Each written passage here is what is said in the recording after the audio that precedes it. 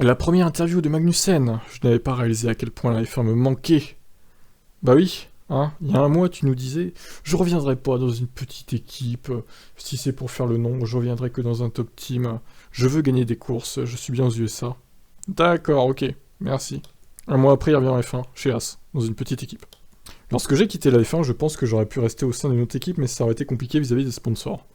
Je n'avais plus la motivation pour rouler à l'arrière. J'ai fait ça durant 2 ans après avoir couru dans le milieu du peloton, ce qui était bien plus amusant.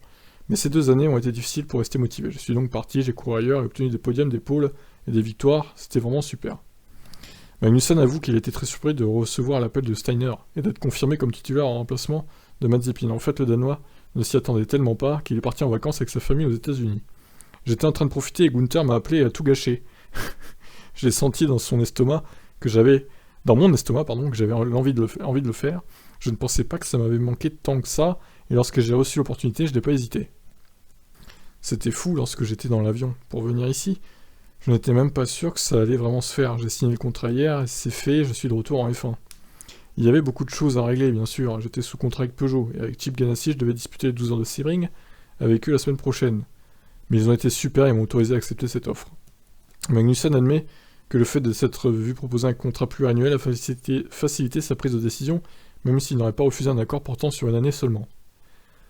Ah ouais, non mais le mec voulait à tout prix revenir en F1, quoi, en fait. C'est ça. Donc c'est pas la peine de nous dire, il y a un mois, je reviendrai pas en F1 à tout prix, alors qu'il a exactement fait le contraire. C'est incroyable, quoi. C'est...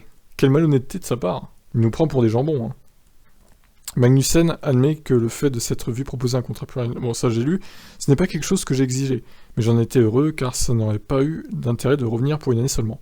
J'ai déjà essayé, ce n'est pas nouveau pour moi, mais revenir ainsi et avoir Gunther m'expliquant à quel point l'équipe était motivée et en bonne forme était trop excitant. Je voulais vraiment le faire, c'était une certitude. De plus, le fait d'avoir cette toute nouvelle voiture cette année signifie que tout le monde n'est pas reparti de zéro. Ce qui a compté dans ma décision car il y a cet inconnu et nous pourrions avoir des surprises.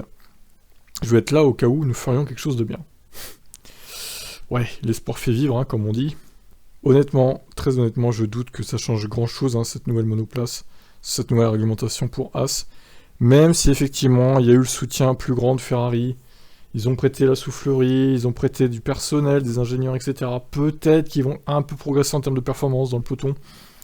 Mais à mon avis, quand même, ils se battront pas pour les points à la régulière, ça m'étonnerait, hein.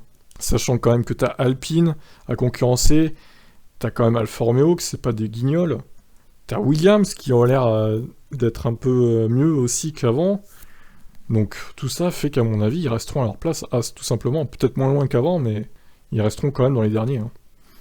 On verra, peut-être que je me trompe, on aura la réponse de toute façon officielle d'ici une semaine, hein, avec les essais libres, les qualifs et la course de Bahreïn 2022. Voilà, qu'est-ce que vous en pensez, vous, du retour imprévu, improbable, surtout de Magnussen en Formule 1. Ciao, ciao.